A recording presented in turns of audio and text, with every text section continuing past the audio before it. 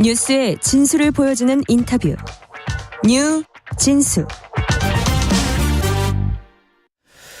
자, 최근 태영건설의 워크아웃 사태로 부동산 PF 부실 파장이 업계 전반으로 확산하는 가운데 이번 위기가 과거 저축은행 사태만큼의 충격을 줄 수 있다는 분석도 나왔습니다. 업계에서는 4월에 연쇄 부도까지 발생할 수 있다는 이런 흉흉한 소문도 돌고 있는데요. 서울디지털대학교 부동산학과 한문도 교수님과 함께 건설업계의 4월 위기설 한번 진단해 보겠습니다. 안녕하십니까? 네, 안녕하세요. 예. 지금 보니까요, 몇몇 중견 건설사들도 올 봄을 넘기기 어렵다, 뭐 이런 소문이 돌 만큼 건설업계의 4월 위기설이 돌고 있던데요. 네, 지금 대체 자금 사정이 얼마나 안 좋길래 이런 소문까지 도는 건가요? 일단 최근에 그 한국경제인협회에서요, 예. 조사를 했는데 한 77%가 어렵다고 답을 했고요. 한 17% 정도가 우리 좀 여유 있다. 근데 그분들이 이제 이자도 지금 못 내는 상황입니다. 네네. 그러다 보니까 뭐 태영 사태에서 아시다시피 그 임금체불 현상 있지 않습니까? 예. 우리가 이제 뭐 나사 공장이 안 돌아가면 경제가 안 좋다고 그러잖아요. 하나를 보면 여러 개가 안 것이지. 그러니까 이 임금체불이 액이 우리 역대 최고입니다 지금.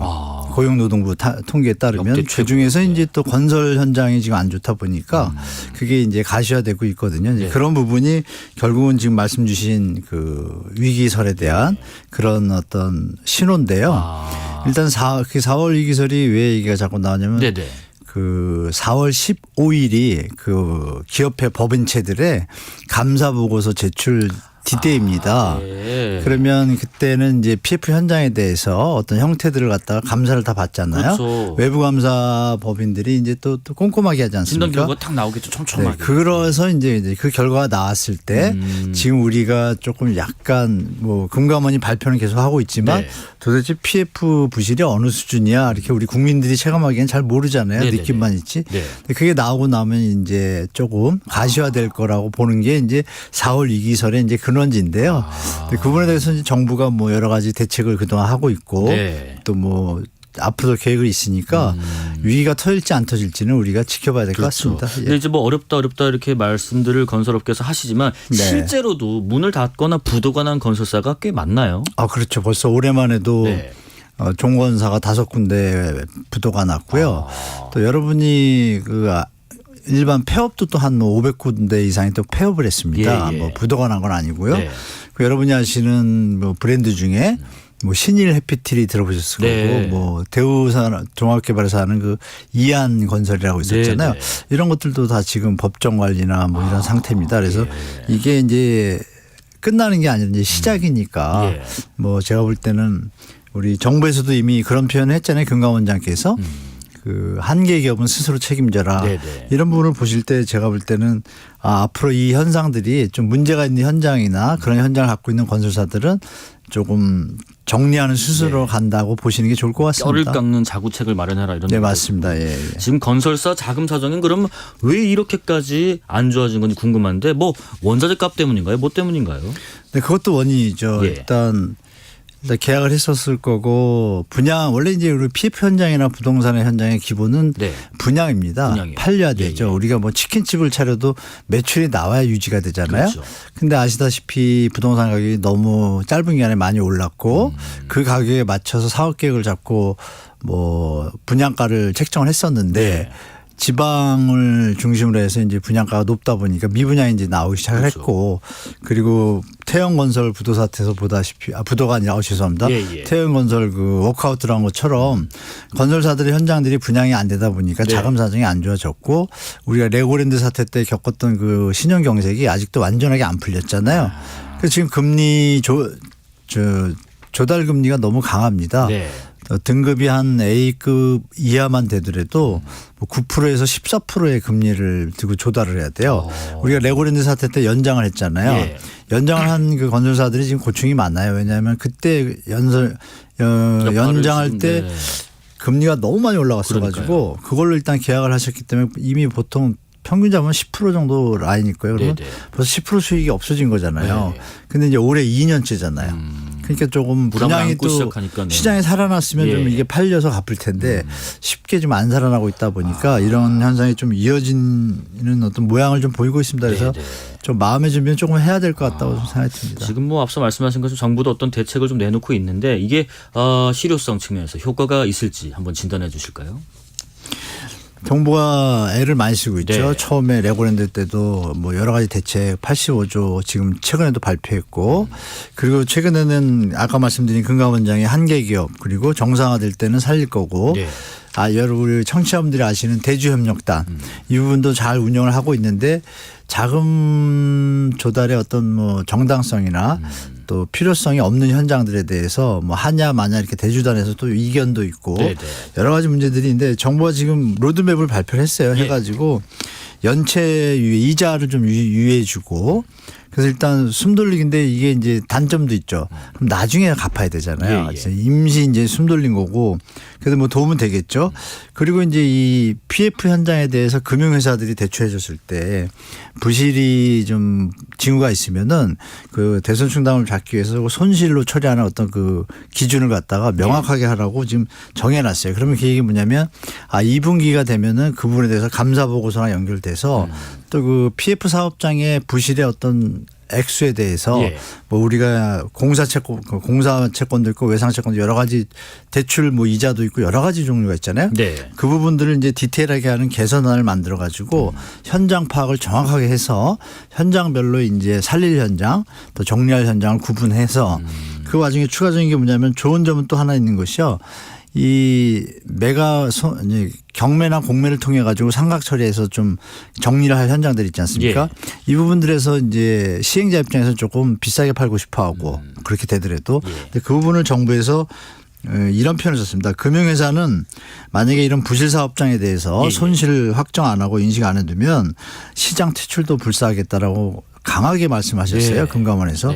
그 얘기는 뭐냐면은 결국은 부실 현장들이 이제 고스란히 수면 위로 나올 거고 그 부분에 대해서 정리를 잘 해 나가겠다 이거죠. 그러니까 부실 현장 빨리 정리하고 우량 현장들은 살리고 이래서 조금 좀 계속 말만 나오면 더 좀 불안하지 않습니까? 그걸 빨리 정리하겠다는 로드맵을 발표해서 제가 볼 때 2분기에는 조금 정리가 될 것 같습니다. 그렇죠. 다 같이 줄도 서나면 안 되니까요. 네네. 자, 지금 이런 건설업계 위기가 금융권으로 확산되면은 우리 경제 전반에 적잖은 피해를 줄 수 있기 때문에 좀 더 근본적인 수습 방안도 마련돼야 할 텐데 금융당국이 이제 관련 대책으로 부동산 PF 부실정리 로드맵을 추진하겠다고 아까 말씀하신 것처럼 밝혔는데 금감원이 우리 경제의 뇌관으로 그러면 이 PF 이걸 꼽은 배경부터 한번 살펴주실까요? 1금융기관은 좀 예외인데요. 2금융기관들이 뭐 보도에서 많이 보셨을 거예요. 대출을 좀 너무 많이 했습니다. PF 현장에. 특히 그 브릿지론이라는 거 있지 않습니까? 그게 이제 주택시장이나 부동산 시장이 이제 화랑기를 계속 이어갈 거라고 판단해서 좀 무리하게 대출한 어떤 기관들이 많습니다. 여러분들이 보도에서 보셨잖아요. 우리 기억 더듬어 보시면 새마을금고 한번 있었잖아요. 일이 있었고 그 외에 또 뭐 다른 저축은행도 또 뭐 대출 금지를 할 정도로 돈이 유동성이 부족하다든지 또 나머지 이 금융기관도 조금 수면 위로 자꾸 나오고 있습니다. 캐피탈사 한 군데하고 증권사 한 두세 군데가 계속 이제 좀 리스트에 오르고 있거든요. 그리고 아시는 그걸로 인해서 이제 건설사도 또 얘기가 나오잖아요. 태영도 그렇지만 롯데도 뭐 어렵지 않겠냐는 자꾸 얘기도 나오고 이게 연결성이 있는 것이 사업장 하나에 대해서 건설업자가 자기 돈을 갖고 하는 것이 아니라 시행자가 있고 대출기관이 금융기관이잖아요. 그러니까 이 현장이 문제가 됐을 때 벌어질 일은 건설사도 문제가 되고 대출기관도 문제가 되고 시행자도 문제가 되고 또 어떤 경우에는 이 분양 중인 거 있지 않습니까? 그렇습니다. 분양은 다 안 됐지만 뭐 한 30% 분양이 됐어요. 그럼 거기 분양을 받으신 또 우리 국민들도 계시잖아요. 이게 피해가 일파만파될 가능성이 높은 거죠. 그래서 금융기관이 한번 유동성이 경색이 벌어지면 이게 또 풍선 효과가 있지 않습니까? 또 심리적인 요인도 있고 그 정부에서는 이것이 좀 과대하게 좀 뭐라 그럴까요? 좀 확장돼서 경제 심리를 좀 너무 위축시키는 것을 사전에 막아야겠죠. 그래서 연착륙 정책을 뭐 우리 레고랜드 사태부터 지금까지 계속해서 그나마 태형 하나로 일단 가고 있는데 제가 볼 때는 그래도 뭐 터질 때는 터질 거라고 우리가 예측이 되지 않습니까? 왜냐하면 그 표현에서 한계 기업은 책임져라 이 표현이 그럼 이게 좀 고통스러운 시간이 조금은 있을 것 같아요. 있지만 지나고 나면 네. 우리가 지금 말씀 주신 이 연결성 때문에 예. 정부에서 이렇게 고심하고 있는 것 같습니다. 네. 지금 그러면 어쨌든 부동산 시장이 좀 살아나면 네. 건설업계도 좀 숨통이 좀 트일 수 있을 것 같은데 상반기 지금 부동산 시장은 어떻게 전망하고 계세요? 쉽게 살아나기 쉽지 않습니다. 네. 저 뭐 이런 표현이 적절한지 모르지만 작년에 특례보금자리론이 주택 가격을 좀 받쳐줬잖아요. 네네. 뭐 건설사의 어떤 좀 도움이 되는 정책이긴 했지만 시장에서 투자 수요가 있고 실수요자가 있지 않습니까? 네. 투자 수요만 갖고 시장이 100% 움직이지 못하고요. 투자 수요가 앞서가고 실수요자가 부담할 수 있는 주택이다 따라가겠다. 미래에 대해서 뭐 시장 가치가 내가 손해를 안 보겠다 판단되면 따라 붙겠죠. 그렇죠. 그것이 이루어지지 않는 시장은 반대의 현상이 벌어지는 거죠. 그러면 네네.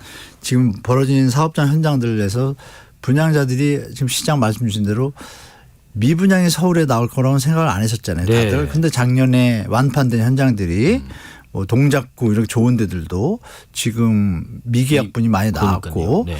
그리고 실제로 뭐 강남 3구를 제외하고는 수도권하고 이런 데서는 좀 분양이 되게 힘들어하고 있고 부산에서 최근에 또 분양가 자유로다 보니까 네.